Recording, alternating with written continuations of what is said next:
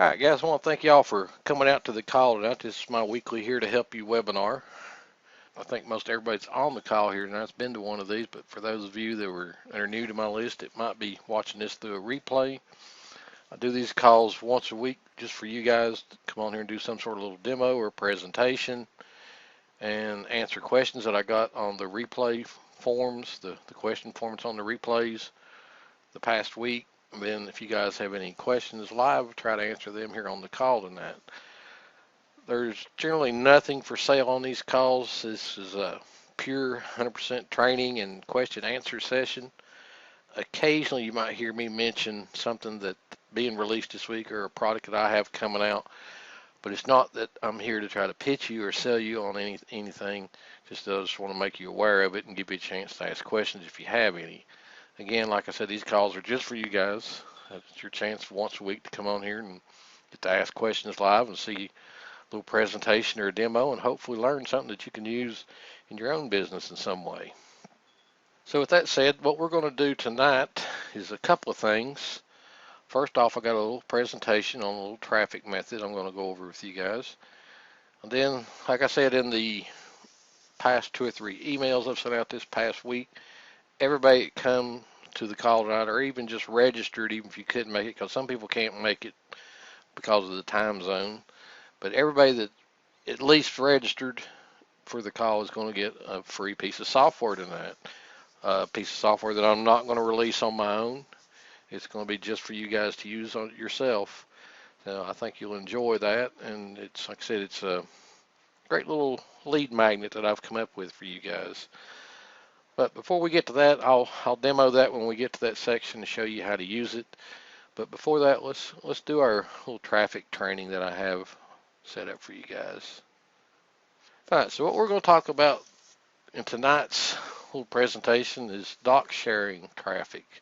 What I mean by doc sharing traffic is sharing documents over on some of the sites where you can upload PDFs and PowerPoints and Word doc files, and generates quite a bit of traffic from some of those sites. But more than that, you get good quality backlinks from those sites, and people will actually link to your document that you have over on the document sharing sites. Will even help even further to get more backlinks to your website. So doc sharing is really twofold in that, one, you're going to get traffic from people that go to the doc sharing site itself to download and read the document that you've posted there. Plus, like I said, you're going to get good quality backlinks from the doc sharing sites and then people that link to the doc sharing sites. Now, the two in particular we're going to talk about tonight, and one more than other, is ScribeD and SlideShare. ScribeD is probably the oldest one, and it's probably got the most authority, but SlideShare is just as good. And these two are the most important ones when you want to do doc sharing to pay attention to. There's lots of different doc sharing sites out there on the internet, but these two are the most important ones. These are the two that the search engines recognize as authority sites. Like I said, doc sharing sites get tons of traffic, but what's even better is the search engines consider them authority sites.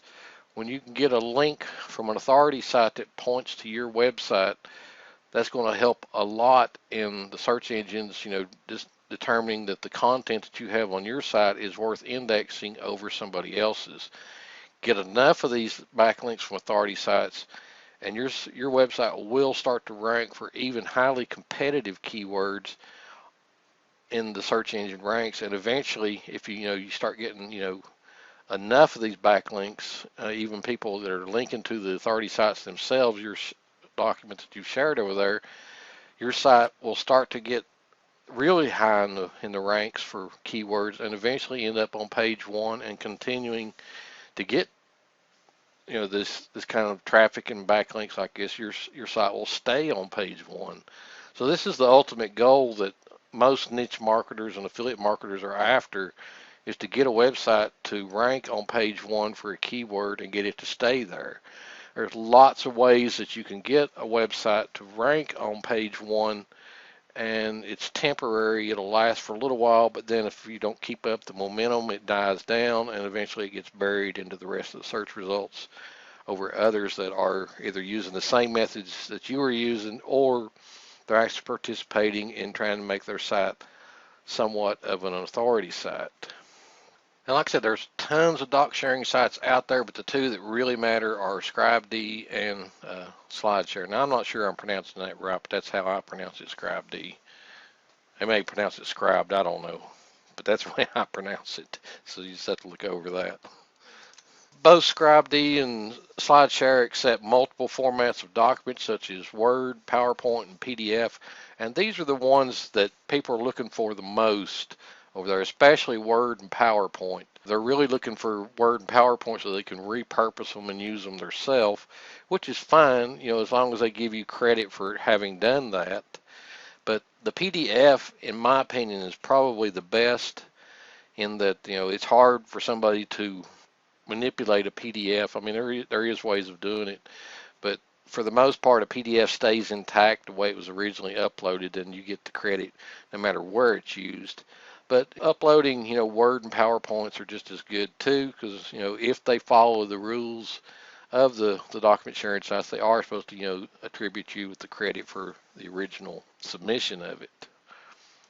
So this is the document preparation process that you would need to go through to benefit from doc sharing sites. The first thing you want to do is you want to prepare an article that's 400 to 750 words. And then you want to open this article in either Word or OpenOffice, which document processor program you have. Most everybody has Word these days, but some people still use OpenOffice and LibreOffice and other processors like that. Either one will work. You want to include your byline, which is with a URL link to your website just under the article title. So when you paste the article that you have written into the Word document you're creating, you want to, just under the title, put a written by your name and then a link to your website. Now, you could actually make that a hyperlink with your keywords, but it's just as good just to put just your plain URL there. If it's a big long URL, you might want to use some sort of a link shortener, but I don't recommend doing that unless it is just really, really long. What you're after here is the actual backlink, so if you use a URL shortener, you're going to hurt yourself on the backlinks. You want to include an image in the article body. This helps a lot in that not only does it make your document look better and more attractive to people that are going to the document sharing sites to download it and use it elsewhere, but it also, places like Google Images and some of the other image sharing sites will pick up on that image that's inside the PDF or the Word doc, whatever it might be, and actually create another backlink for you there inside of those search engines.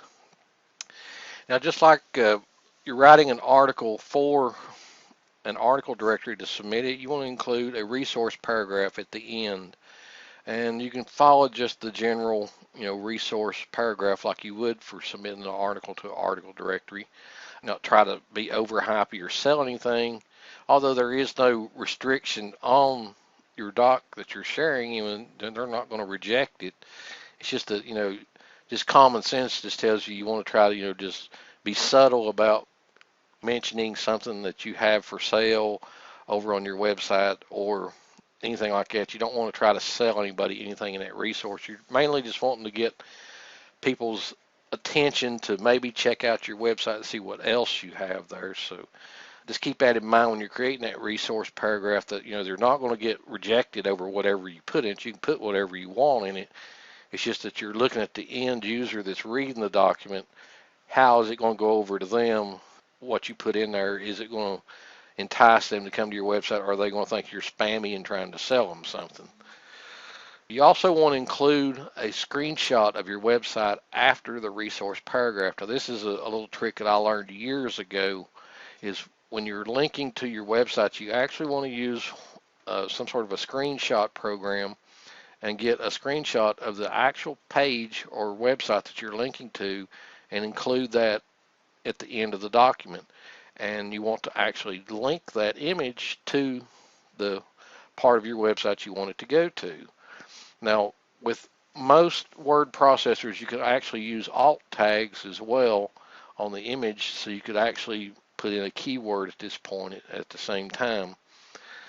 Now, finally, in the lower left-hand corner of your document, you want to put the keyword or the keyword phrase that you're trying to get ranked for. And you just want to put just the plain keyword. You don't want to hyperlink it or anything. You just want to put just the plain keyword itself. Then, of course, lastly, you want to save the document as a PDF, and that's really easy to do in both Word and OpenOffice. Now, after you've created this PDF, the submission process is next. And what you want to do with this part is first you want to submit it to ScribeD, and then you want to submit it to SlideShare second. You want to wait 2 or 3 days, make sure there wasn't any problem. I mean, it's extremely rare that either ScribeD or SlideShare would delete your document. It'd have to be some really controversial or bad content in it that they would ever think about deleting it out. But you just want to give it a couple of days just to make sure it's in their database, and then that the search engines have indexed and seen that it's in there. And then after 2 or 3 days, you want to order a backlink package from someone on Fiverr or one of the other places where you can get backlinks ordered. You want to order a package for your ScribeD link first, because like I said, ScribeD is probably the most authoritative of the two, although SlideShare is just as good in many ways. You want to try to concentrate on the ScribeD link first. Then after 2 or 3 more days, you want to do the same thing again, order another backlink package for your SlideShare link. Now, both of these doc sharing sites will give you an RSS feed link, and you want to submit this RSS feed link to some of the RSS feed directories. There's lots of those available. You can do a search for RSS feed directories, and you'll find lots of places where you can submit that link. If you do this in this order right here, you're going to first off have the document cemented in their database on both ScribeD and SlideShare, and then you're going to have some backlinks coming into that, and then by submitting the RSS feeds to the RSS feed directories, you're going to start seeing lots of other backlinks come in to the document that you have shared. Again, we're working with an article that you've created. You want to just go ahead and treat it like an article that you're going to submit to article directories, and post it in a few of the article directories. Like eZine Articles is a great one to post it to. Now, when you do put it in some of the article directories, you want to link to either your ScribeD or your SlideShare document link that you have from there. So, in other words, when you create that resource box for the actual article directory submission, you just want to put something like, for more information or for more great content like this, visit our ScribeD channel, or whatever they call it there. I forget exactly what they do call it now. But link to that one document that you have created over there, which is the same exact document or article that you're posting to the article directories. Now, after it's approved, and it can take a little while for it to get approved over on eZine Articles, you might want to consider publishing it in some of the other article directories as well, but you want to wait and get it approved on eZine Articles first, because eZine Articles will only accept original articles. They will not accept articles that's been posted elsewhere first. So you want to make sure that you do eZine Articles as the very first one, wait for it to get approved, and then submit it to other article directories. And again, the other article directories in your resource box, you want to link to either the ScribeD or the SlideShare, link it for that same document that you have shared on those sites. Now, here's a few tips on their article preparation. First off, you want to try to have a unique article if possible.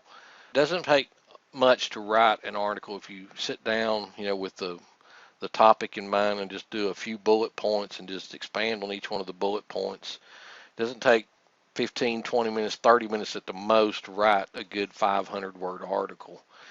If you do have to use PLR, be sure and use a really good spinner that after the article is spun, that the article turns out to be human readable, and that it makes sense, and the sentence structure is good and the grammar is fairly correct.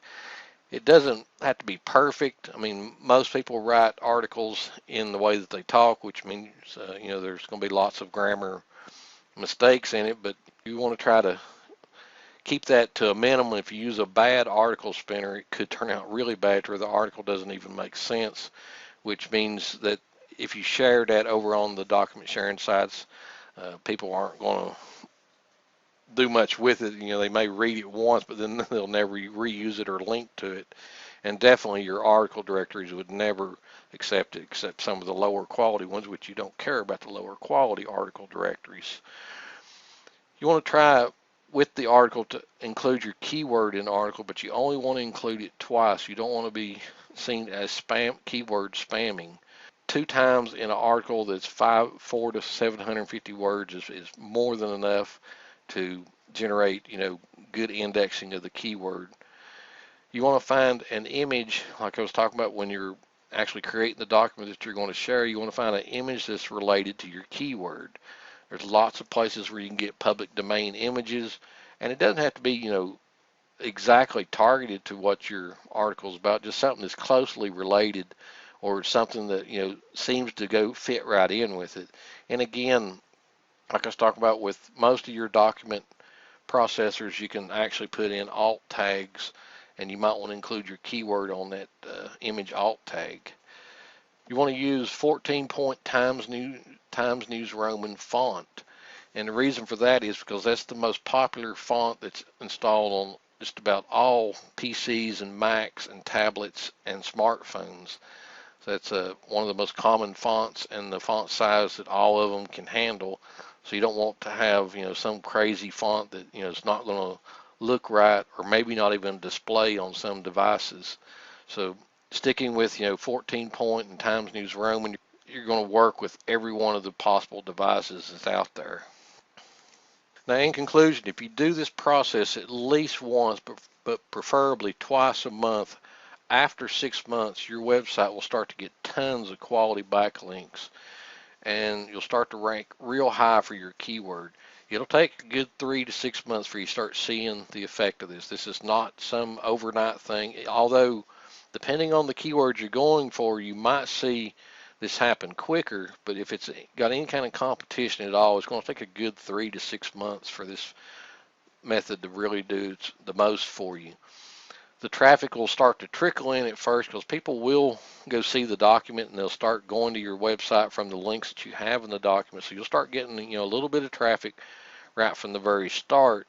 But then after a few months of repetitively doing this, posting, creating a new document at least once or twice a month and going through this process I just gave you, you'll start seeing a consistent stream of traffic because people will start to link directly to your website at that point, as opposed to going to the doc sharing sites to get your information that you're sharing. They'll start going to your website directly, and it's at this point where you can start to see your website climb in the ranks, and eventually, if you keep this up, you're going to eventually end up with the authority site status that most niche marketers and affiliate marketers are going for with their websites. Now, lastly, I want to say on your main website, don't forget to put an opt-in form that's easily found. You don't want it to be the biggest thing that they see on your website, but you definitely want to make sure that it's there and that it's noticeable. The most common place to put it, especially if you're using WordPress, is in the right-hand sidebar at the very top, and have the search that most people have in this right-hand sidebar below the opt-in. So that way you have the chance of, somebody that's looking to search, they'll have to go buy your opt-in form to do the search. They may decide to go ahead and subscribe to your mailing list at the same time as doing the search. So don't forget that. Always put the opt-in form on your website and have it in the right-hand sidebar if you're using WordPress, where it's on every page it pulls up. So that was the training I had for you on document sharing. This is definitely still a good method, folks. Like I said, it's not something that's going to work for you overnight. Well, depending on the keywords you're going for, you may see it work faster than other niches or other keywords, but it is something that definitely still works, and it definitely does get you good quality backlinks and traffic going right to your website.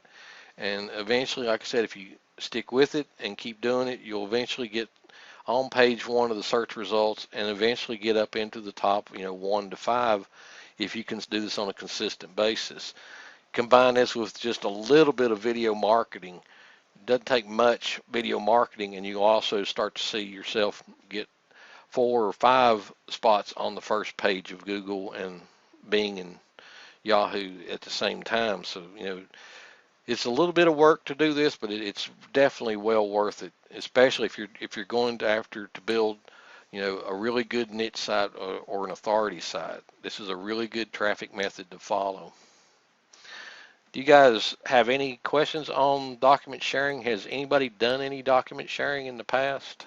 James says, I have accounts, but have not shared. Bruno says, no, I haven't. Does this work for Amazon review sites also? It works great for any kind of review site.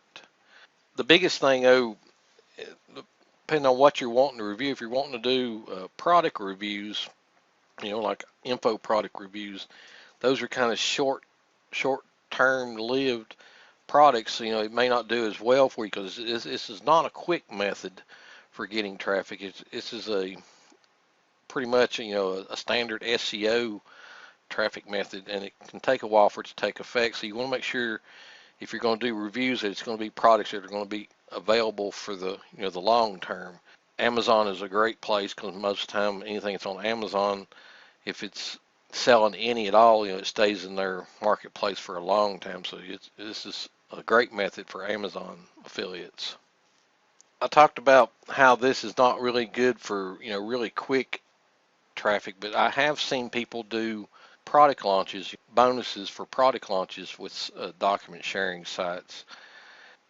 Most of the time when you're trying to get ranked for a product that's being launched, that there's not a lot of competition because it's such a new thing that not many people are trying to get ranking for it, other than the people that are trying to go for scam and that type of thing, that type of ranking. But with the document sharing sites, there's not a whole lot of people that use those for product launches. So I have seen people list their bonuses out in a PDF and put those on document sharing sites. I've never done that myself, but I know of people that have done that, and they say they've done well with it. Okay, do we have any other questions on the presentation before I go to the questions I got in the replay forms? We're good to go with that? All right, well, I'm going to pull up the questions I got from the replay forms. I got 4 questions this past week on the webinar replays. The first one was, is ebook marketing still worth doing? Ebook marketing is definitely still worth pursuing. There's lots of people that still prefer ebooks over videos, and myself included. Whenever I buy a training product and it comes with the ebook, either the detailed description of what the training is about, or if it's transcripts of the videos, I prefer going through those ebooks first before the videos. That way I can see exactly what's in the videos, and then if I want to watch the videos to get further explanation, then I'll watch the videos. And then now with the advent of tablets taking over the marketplace, as far as people connecting to the internet more using tablets and smartphones, ebooks are definitely suited for that because people prefer, again, like I said, a lot of people prefer to read instead of watching a video, to have to sit through a 30-minute or an hour video to learn something. They just soon read through an ebook and get directly to the whatever it is they're wanting to get information about. So I don't see ebook marketing dying for a long time, and in fact ebook marketing is going to be long well past the printed book, even though I don't think the printed book will ever go out, but I think ebooks are definitely taking over. The next question says, is LinkedIn a good social network for IM, internet marketing? LinkedIn is a different type of social network in that it's more your business professionals and suppliers and vendors that have account over on LinkedIn. Now there is, still lots of just general online marketers and internet marketers that have accounts on LinkedIn. There's definitely tons of groups where IMers hang out over there and they share information with each other about strategies and advertising and different things like that, and maintaining their businesses and that type of thing. But it's more the professional people that are in more of a service industry or a supplier or vendor over on LinkedIn. It's a great place to go make connections with people that you may need something that they can provide for your business. It's a great place for that. It's a great place for anybody that's involved in offline marketing, trying to do offline services for local business. It's a great place to connect with people for that. But as far as general internet marketing, it's not like your other social networks in that, there are places and groups over where some internet marketers hang out and, talk amongst each other and share information amongst each other, but it's not a good place in general just to try to, generate traffic back to internet marketing product launch or website in general. It's not a really good place for list building at all. In fact, most of the groups over there, if you post a link to an opt-in page, you'll get kicked out of the group pretty quickly. So you kind of have to be careful with what you link to over there, in that they don't want to see people spamming the groups with, products for sale. It's great to mention products that are available, and maybe it's your products, for example, to mention them and maybe describe what they can do and have people to private message you and ask you for the links. But just to post just the links directly will get you booted from the groups pretty quickly over there. The next question is Bing PPC better than Facebook PPC? And they're talking about pay-per-click advertising on Bing and Facebook. Bing right now is, I would consider it at the place where AdWords was about 7-8 years ago, when AdWords was allowing just about any kind of pay-per-click ad to run through their network. Bing is about that point right now to where they'll accept just about any kind of ad as long as it meets the FTC guidelines. You have to have privacy policy disclaimers and contact links on any page that you're advertising over on Bing. But they are real lenient in as far as what they'll let you advertise there, whereas AdWords is really strict and a lot of the ads get rejected. The thing about Bing is, although they are real lenient, it's in your best interest that once you get a campaign set up, to get it to go on to live chat and get one of their people to look at the website that you want to advertise and see if they see any problems with it first before you activate the campaign. If you get too many ads set up over there that get disabled, you're liable to get your account frozen over there on Bing. So it's best when you get a campaign set up, to go ahead and get on chat with one of the advertising people and get them to look at the site and make sure it meets all their quality standards. Which, like I said, for the most part, it's just making sure that you have the privacy policy, disclaimer policy, and a contact link on it that leads to either email address or a support desk. Of course, depending on what you're advertising, that might fall in some of the things they don't allow you to advertise. I can't say they'll let you advertise just everything. But Facebook is getting really, really particular about what they'll accept now.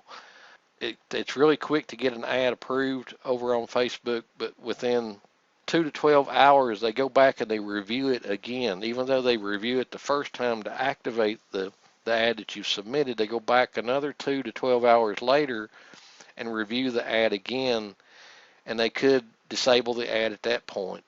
Facebook is getting really particular about what they'll approve now. Even though they approve them really quick to start with, they can go back later and disapprove it, and you get too many of those disapprovals and they'll ban your Facebook ad account. I've had that to happen on one of my Facebook accounts already, where the ads were initially approved and running just fine. A day later they come back and said it didn't meet their quality standards and they disabled the ad. And then like a month later I got an email from them saying they had disabled my ad account because they didn't feel like the kind of ads I was submitting was suitable for their network. So that, Facebook is getting more and more particular about what they'll approve now. The thing about Facebook is they want the traffic to stay on Facebook. What's the big red flag for Facebook is when you link off-site. If you can link to something inside of Facebook, a fan page or a group or a post that you've made, they love that kind of thing. But when you start to linking off-site to a website somewhere else, that's when they pull out the magnifying glasses and start looking for any little thing that they can to disqualify the ad and say that the website doesn't meet their quality standards. So right now, in my opinion, Bing is probably the better place for general online marketers to use, and right now it's cheaper too. Facebook is not as cheap as what people claims it is. It can run up to some big money really quick. Now it was at one point in time, a couple years ago, really cheap, and people claimed they were getting 1 and 2 penny clicks over there, but that's not true for most people. Most people are going to pay anywhere from 30 to 60 cents a click over on Facebook now, whereas with Bing, you can still get 5 and 10 cent clicks for the most part over there on just about any ad. You can get 5 and 10 cent clicks. So in my opinion, I think Bing is a lot better place right now anyway for just general online marketers to use. Dana's saying, what about the new product launch today? It says it sets up Facebook landing pages. That might work as long as the pages are on Facebook. I haven't looked at that product. I did see the notice, the announcement today about it, but I haven't looked at it too closely. As long as the pages are staying inside of Facebook, that will help a lot in getting the ads to stay approved.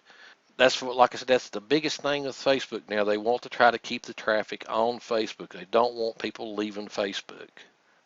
Next question I got is, and this actually came out, I got this question today because of that new PLR that got released about creating an authority site. The question was, what is an authority site?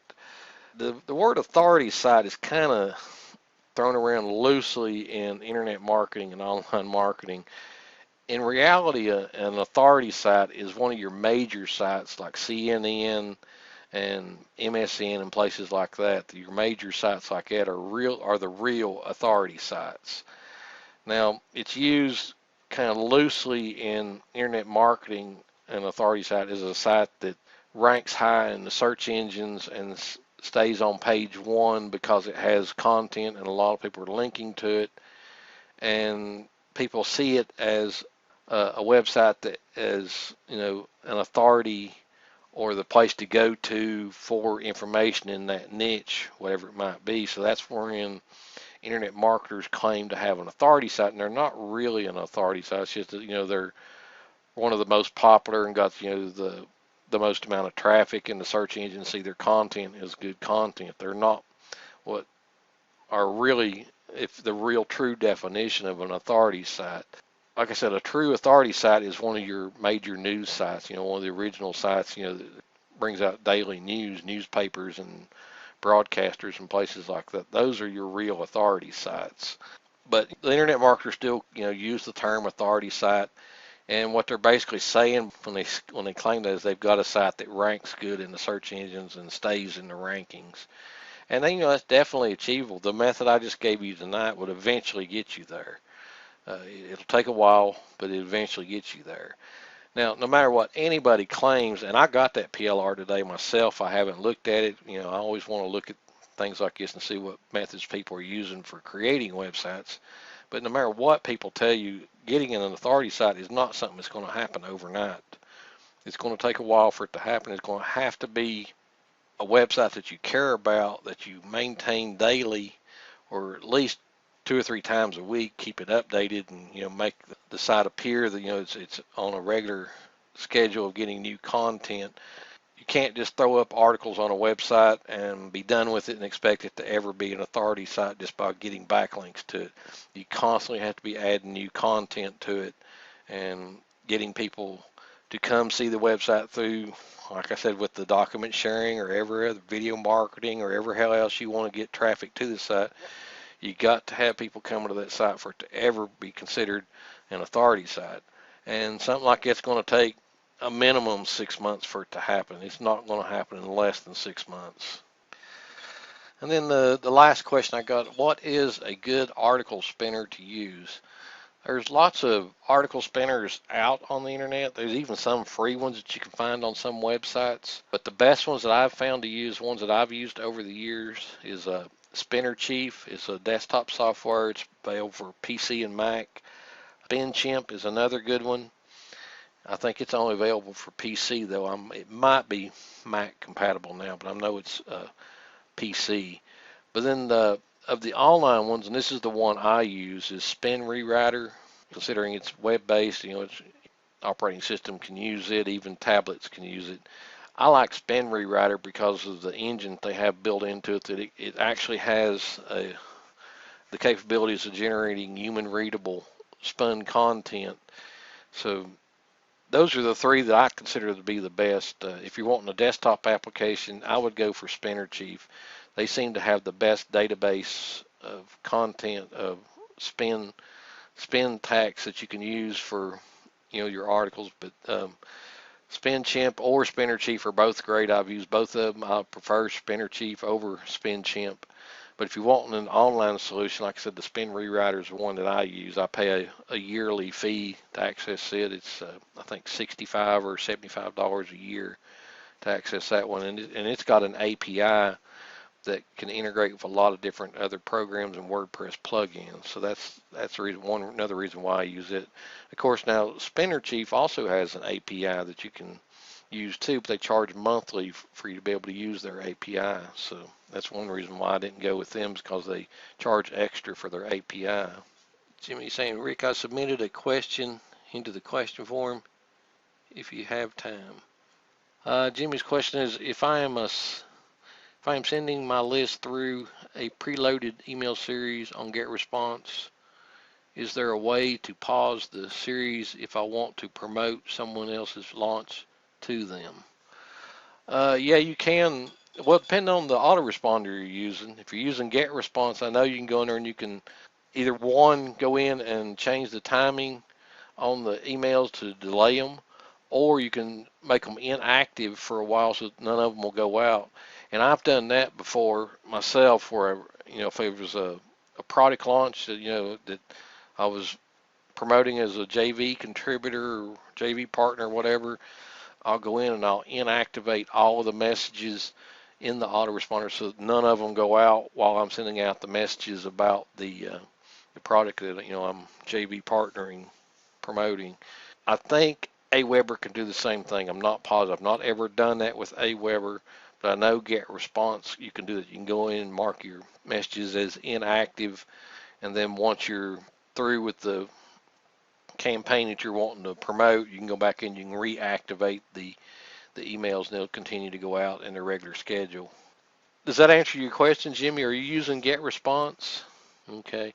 Yeah, GetResponse, like I said, I know they have that capability where you can go into the AR series and mark the messages as inactive, and then once you're done with the promoting of the product, whatever it might be, because some products, product launches in particular, they want you to send out 2 or 3 emails, and you may want to disable, make your autoresponder series inactive while you're sending out those 2 or 3 emails.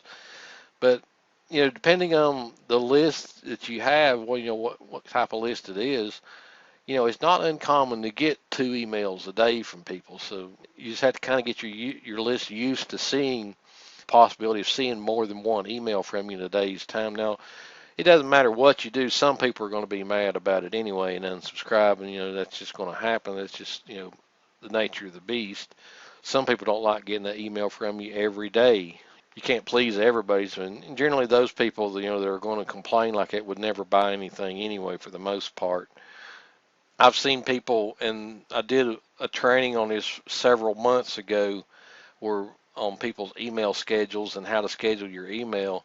And there's one marketer that I follow that he uses his autoresponder like an instant messenger. I mean, you'll get 6, 7 emails from him a day.